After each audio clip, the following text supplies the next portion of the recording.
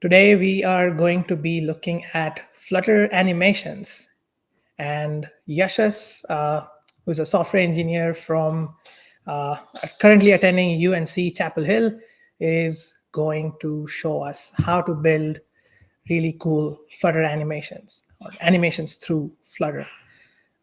If you have joined us in one of our previous events. Actually, our last event was the introduction to Flutter. So if you are new to Flutter, we highly recommend checking that out. And that's also available on our YouTube channel that's linked on this slide here. So here's the quick agenda for today.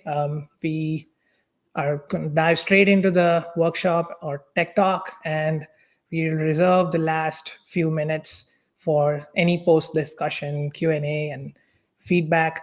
But along the way, if you get any questions, I'll be on top of it. So yeah, just keep sending them in, and we'll take care of them and explain any questions you might have. Here's a bit about Yashas. Yashas, why don't you take it from here? Hi everyone, I'm Yashas Majmudar. I'm a student at North Carolina, Chapel Hill.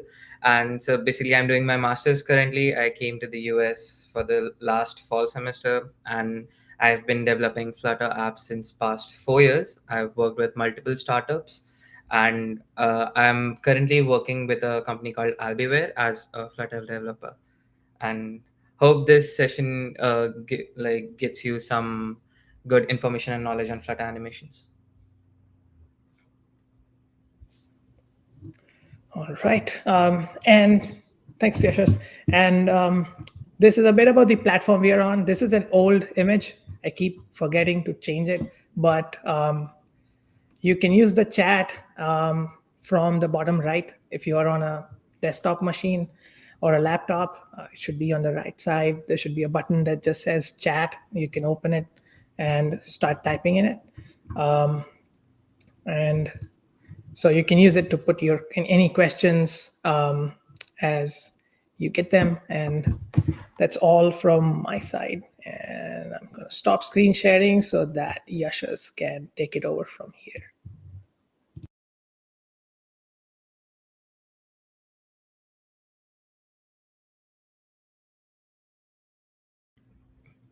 I hope you can see my screen.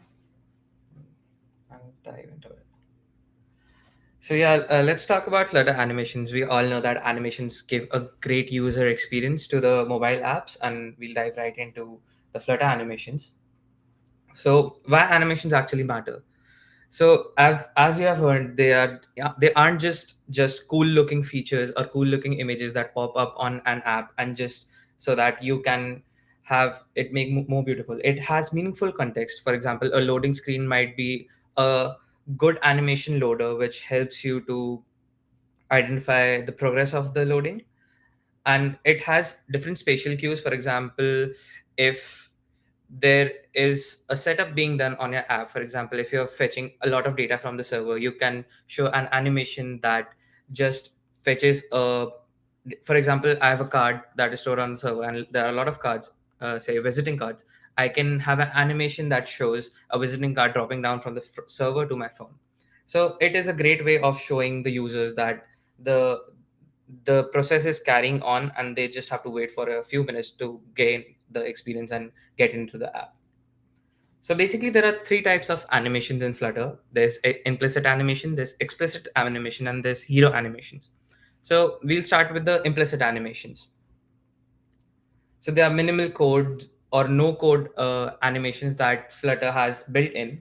There are different implicit animation widgets that we can use. For example, I've used here an animated container, and it basically morphs into the value that is changed based on whatever the set state is. Like whenever you change the state, it will morph into the current value. And this is really good for having different morphing values. For example, I've used height, width, and color, and you can see it morphing into different shapes, giving a clean and smooth experience. So there are other widgets also, as such as animated opacity, animated scale and animated transitions and a lot of them. And we'll just see that demo after this brief PPT. Let's get to explicit animations. So basically, you can create your own animation using an animation controller. It basically uh, contains the timing, duration, and the state required to actually run an animation. You provide the animation controller with a tween, which is basically two values having the beginning, end, and there's a thing called curves. Animation curves are basically how you want to proceed your animation. It can go from 0 to 1 very quickly in a linear motion, in a Bezier curve, or really slow. And you can also have bounce animations or curves. Animated Builder is a really cool widget that you can use, which highly improves the performance of your animations in any widget that there is. It will continuously build depending on your animation controller and uh, gets your animation running smoothly. So this is an example of an animated builder that I use to just scale the icon. I can also use a animated container, just wrap it with a container and then do it. But just to show it, I did this. So we'll get past this into the demo.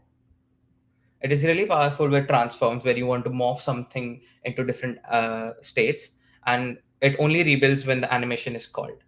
Animation controller has basically control over if you want to forward the animation, if you want to reverse the animation, if you want to repeat the animation or put the animation in the loop, and a lot more. It has offsets when it tells you that at what position is the animation currently on, and also the animation value. For example, if you have the tween between 0 to 1, it ranges from 0, 0.1, and so on. Hero animations. These are really cool widgets where you have two different screens. So as you can see in this, there's a source screen with the blue bar, and there's this destination screen with a yellow bar.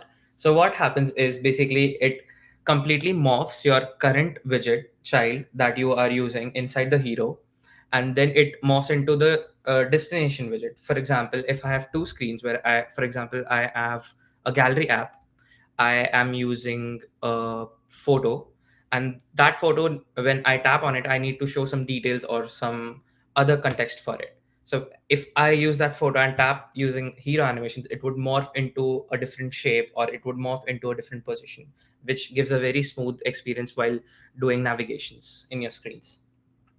So how it works is you just wrap your child widget by a hero animation and use a hero tag. You can assign any value to it, but make sure that on one page or on one screen there is only a unique tag associated to the hero widget. You cannot have the same multiple tags for different hero widget. So some best practices about animations would be to keep it short duration so that it doesn't feel laggy or very slow. Do not keep it too fast so that the user cannot see the animations, and use built-in curves. As I said, they have this ease out, bounce in, and cubic Bezier curves, which I'll show them. And try to optimize the performance when running heavy logic. For example, if you want to run a process and run a loading animation that you created, you can always run it inside a compute function, which is basically an isolate, and then you can run your animation so that it doesn't hamper the UI thread. Use constant widgets with inside your animation builders so that the widget doesn't need to be rebuilt upon every animation. And obviously test on low end devices so that it works well with every platform. So let's get to the demo of it. I have this little app that I created which has basic demos. So first of all, we'll see the implicit animation. So I'm using an animated container here. So initially the value changer is true. That means my height Hey, and yes, just real quick. I think we are still seeing your slides if you're sharing something else. oh, just a minute. I'll just start again, I guess.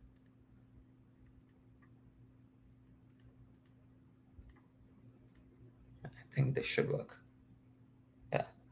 Can you see Yep, the we see them now. yeah. Thanks. So we'll get started with the implicit animations. So implicit animation, for example, I've used an animated container here. We could have different values. For example, I have currently the value as true, and the value changer is basically the thing that tells me what value it currently has. So for example, I have the current value as 50 and 150. and on changing it becomes 50 to, let's say, 200. And you put this is detector just to change the state so we don't have to rebuild every time.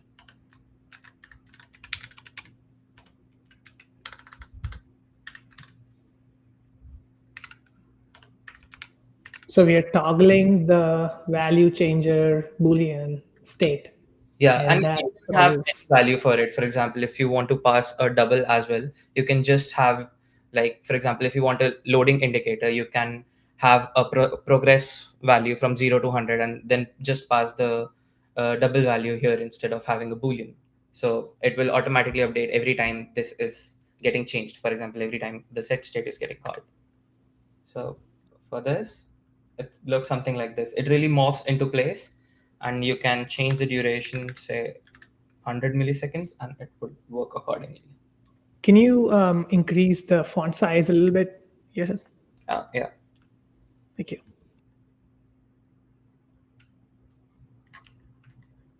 Um, And Linda is asking, do you have links to this code on GitHub or somewhere else? yeah, I do. I'll just share them in a bit. Sounds good. I can share them right now as well.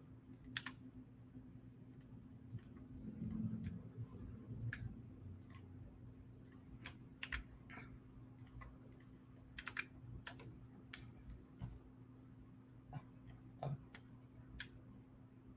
Too big, I guess. This should work. Yep, this looks great. Thanks.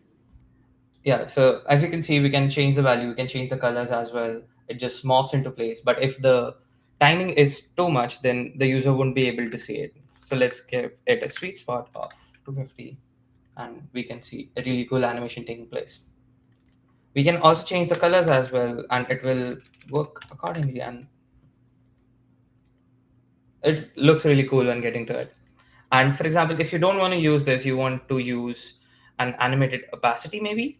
So what you'll do is just, let's just copy and make child animated.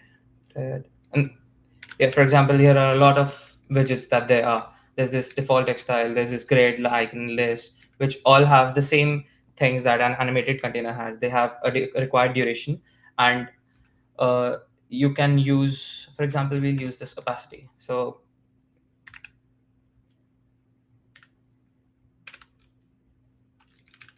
for this, it just takes a Boolean value with whether the opacity is true or not.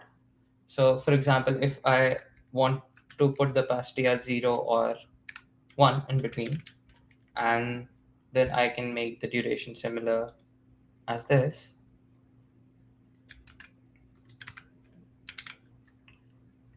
And then when I run it,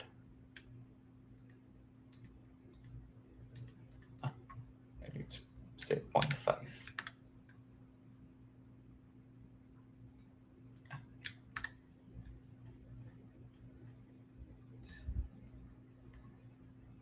Oh, sorry.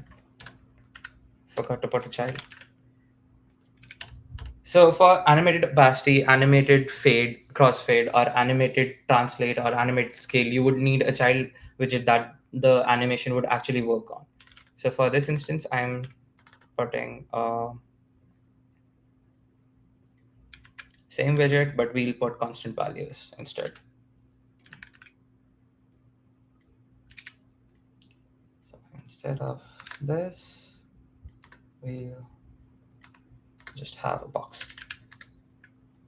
And then when we press,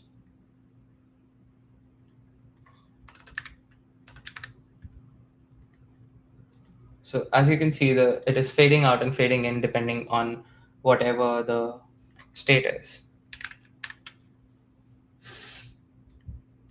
It looks really cool when you have multiple animations lined in place. It's called a tween chain, which I will not be able to show right now, but in explicit animations, they do have the tween. So like something like this. Then we move towards the explicit animations. So I've just put it on a loop that I said. So it can repeat, it can have reverse. So for an explicit animation, you have to always make sure that you have this mixin assigned to your class. So either if you have only one animation controller, you will use the single taker provider mixin, or if you have multiple animation controller, you will use the taker provider state mixin. So what this does is basically it provides a constant update to your UI cycle, which is controlled by this animation controller. So for example, for this animation controller, I have the duration as 1 second. I can increase it to 3 and just perform. As it is in its state, I would have to perform a hot restart for it actually to work. And the curves are here. You can have ease in, you can have a bounce curve, you can have a bounce in, bounce out, and let's try this again. And as you can see, like it's bouncing. There are a lot of curves that you have. There are a lot of things that you can implement with this, and it all takes part in a curved animation, and then you pass the animation controller to it. You have an animation which takes the tween that I explained. It has a beginning and an end, and I'm just using an animated builder to transform the scale based on the animation value. So the animation value ranges from 0 to 1, and it has a lot, 0.1 or something in middle, and you can just use this. Given this additionally, we also have an option to have an interval. So what it does is, for example, if I want to start my animations from 50%, so for example, I in 1 second I want to start it from 0 and end it at zero point 0.8. So in milliseconds, it would be 500 to 800. So it would start accordingly and then run my animation. See, as you can see now, there's a delay at the start, and it is a lot quicker than before. So the intervals are really good when you want to assign multiple animations one after another, and they look really cool. It also has the curve option, so you can write curves dot bounce and out. Maybe let's try this. This might look cool. So, Yashas, I'm curious about the concurrency implications of running this animation controller. So, does it affect your ability to interact with, say, other widgets on the screen that are already rendered, or how does how does Flutter handle concurrency here? So basically, the animated builder takes in that part. So the animated builder is only responsible for rebuilding the widget. For example, if I had this icon outside the animation builder, just inside a body, say in a column, then it would not be rebuilt on the animation, but only the icon that is inside the animator builder would be rebuilt. So I could show you something like this. We could have a column and have it outside too, and you can see that wouldn't be affected by the state. So let's put it So you can tap. So if it was a button or something, you can still tap and interact with it Yeah. You can separately. even interact with this. When the scale changes, it doesn't actually shrink the render size. So basically, what Flutter does is Flutter initially renders box widgets, which takes part of the screen, and then renders your actual widget on it, maybe whatever size. And then afterwards, if you want to scale it, it scales the widget that is inside that box. It doesn't scale the box actually. So you could be able to tap here, and it would still work if the even if the scale was say 1 or 2. That makes sense. That's awesome. Thanks. So that's how Flutter handles concurrency, and you can obviously use a animated builder or an animated container for the same as well. You could use an animated container here like we had in the previous one. So let's take this and put it here, and we could just pass the animation controller dot, oh, let's take this animation dot value, and it would still work. Let's just give it a constant color. It's green. So it should be here. even.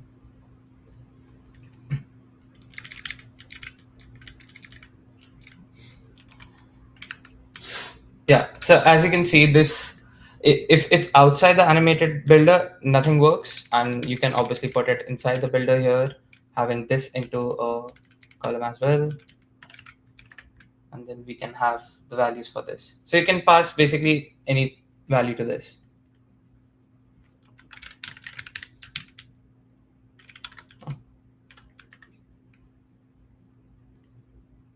I'm not taking the value. Oh, sorry, I forgot it was just between 1 and something.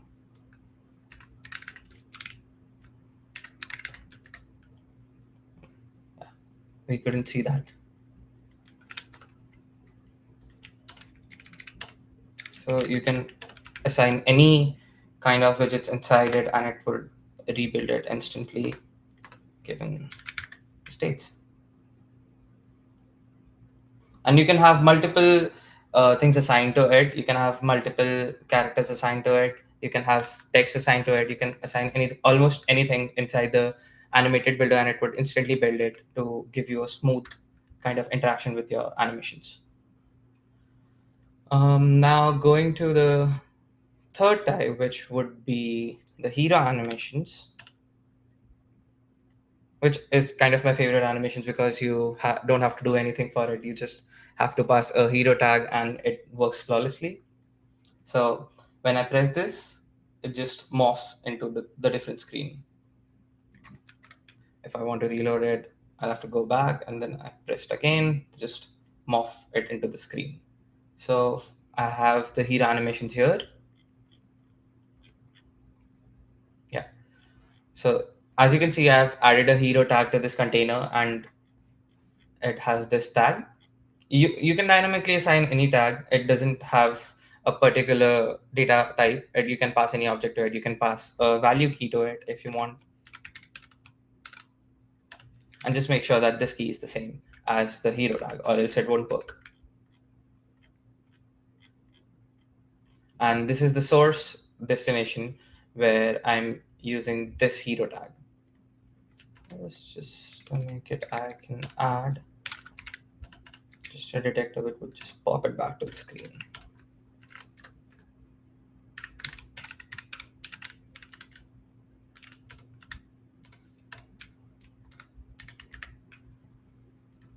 Yeah, see, it works both ways. It goes back, it goes forward, and it can work with absolutely any widget. It just morphs your widget into the other one that you have, like the source and the destination. There are a lot of options in the hero tag as well. You can create your own custom hero tags based on this flight shutter builder, which basically tells how to build the transforms that are used for your transitions. So, but this is like an advanced topic, so we won't be diving deep into it. And then there are few things that there are few packages. There's a Rive package, which is basically a very enhanced type of animations, which you can use in your Flutter apps and just directly pass a URL into it, and it would build according to your gestures inputs. Or you can use a Lottie animation. Lottie animations basically provide you a JSON file. So, for example, we have this confetti. We'll choose Lottie, and so as you can see, you have to do nothing in it. So we'll go to the animations part. You just pass a Lottie widget and the asset you have, and then if you want to repeat it, you can repeat it. If you want to reverse it, you can reverse it. If you want to loop it, you can. And this is the downloaded JSON file that I have. There are a lot of free assets. You can go through the website. This is Lottie files. You can just Google it. I'll also be pasting the link. And there are a lot of free options that you have. You can choose from. These are loading assets. You can have a running man. You have a lot of assets. So you can use this, which works really cool, and you don't have to add any code to it. You can pass different things behind it, add it inside of a stack, and you could have like a success screen with a lot of confetti on it. So this is really cool to use. You can use a lot of it, and most of it is MIT licensed, so it's uh, not commercial, but you can always buy it from the designers as well, or like pay Lottie to give you the license for it if you want to use it for a commercial project. So these were the types of basic types of animations. The tween chain are a deep dive into more animations if you want to, and the curves that I was telling you about.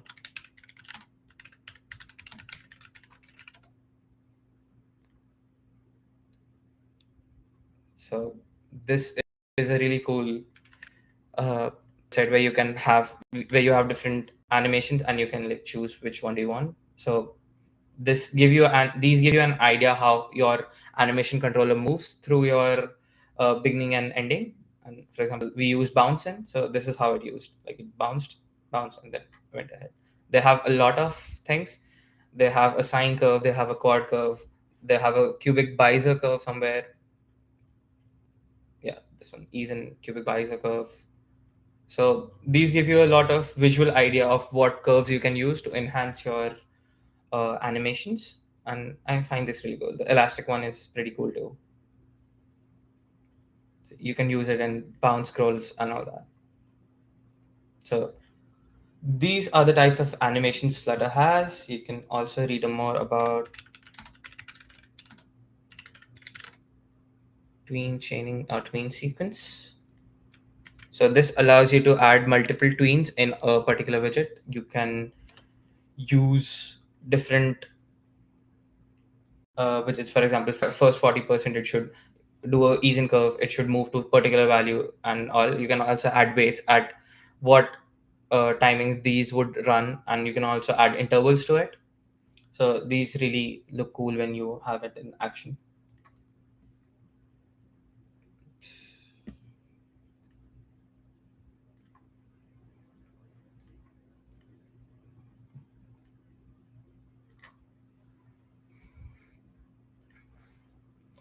Yeah, so these are some packages that I saw over the line. There is the Lottie package that I showed you. There's Flutter Animate, which has a complex list of animations, complex or simple animations as well, which are chainable.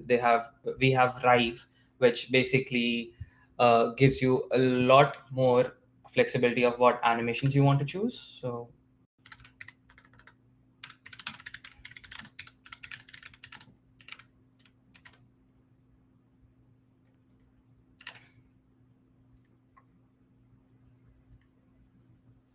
this is a really cool animation by them.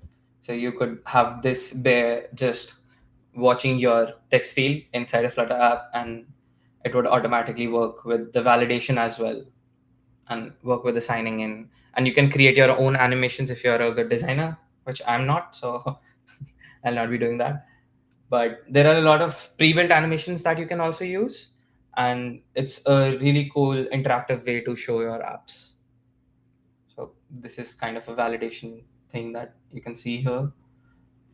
And some more was, so yeah, you can go to this Rive package and the pub dev, say Rive here. You can use this. So these are a really cool few things that you can use to build your animations. And yeah, so the key takeaways would be implicit animations are easy. You don't have to do anything. You can just pass in a widget and it would do everything for you. The explicit animations provide you more control over what your animations have. You can pass intervals to it. You can make it loop around. You can basically do anything with the animation or the widget you want to morph or to work as an animation. And the hero animations are basically used for smooth navigations. So these look really cool in an app. Yeah. So thank you for listening. If you have any questions, I'd love to hear.